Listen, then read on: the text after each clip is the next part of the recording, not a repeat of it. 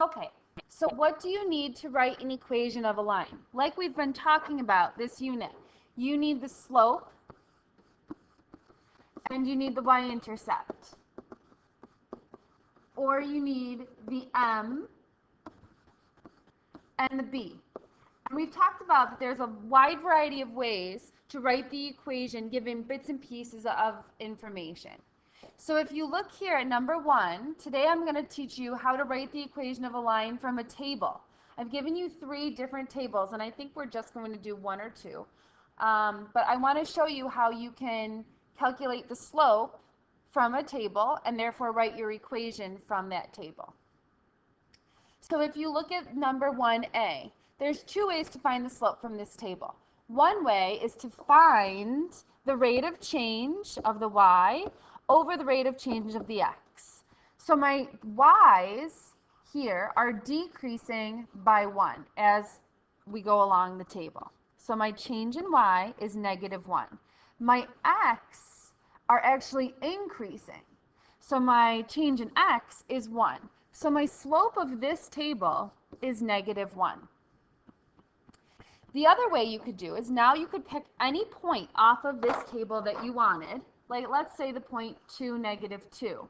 And you could do what we had done a couple of days ago, where you take the point 2, -2, and you substitute it into the formula y equals mx plus b. Then you plug in your y value, your slope that you just found of -1, and the x value here of 2 plus b. You simplify, and then you get b alone, and you end up with a b of 0. Now, if you look at this table, the value when x is 0 of y is also 0. That is not coincidental that the b is 0, because this value right here will always be your y-intercept. When the x is 0, right here, whatever the corresponding y value is your b, or your y-intercept. So if you have to write the equation of this table, you're going to write it as y equals -1 x plus 0. Or you could write this as y equals -1x, or you could just write it as y equals -x. They're all equivalent. If you look at table C, if I have to write the equation from there, I could find my change in y. So my y's are going up by 2. So I'm going to say m equals 2 over, and my x's are going up by 1. So my slope is 2. And look at, they actually gave me the y value for when the x is 0. So because x is 0 is right here, the y value automatically becomes my y-intercept. So I know that my b is 1. So the equation of this line is y equals 2x plus 1. Something that is also good to do to make sure that you've written it down correctly is to plug some of these numbers in. This equation tells you to take the x, multiply it by 2, and then add 1.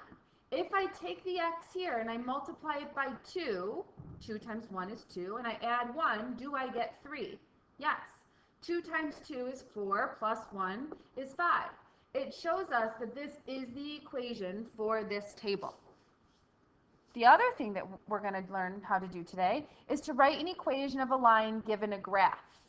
Okay? Again, we need to know what is our slope and what is our y-intercept. If you look at the graph, you can count the slope, and we have done this now for several weeks.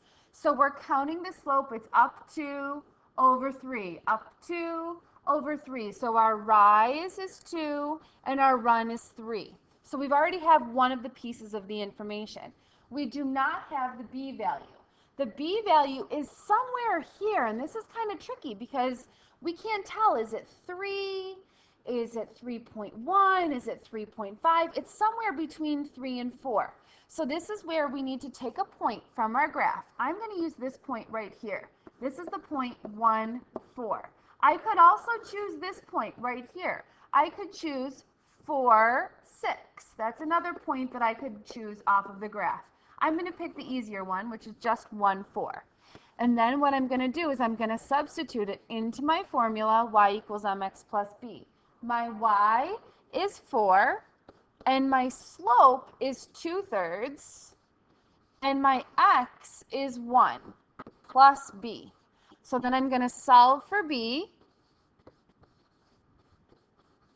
I'm going to subtract 2/3 over, and when I subtract 2/3 from 4, I get 3 1/3. Doesn't that make sense? This looks like it's hitting right about it, 3 1/3. That makes sense for a y-intercept. So please be careful when you solve for these problems that your y-intercept makes sense. If you're getting a y-intercept of -4, it's obviously not hitting down here. So that wouldn't be a good b. That tells you that you did something wrong with your algebra.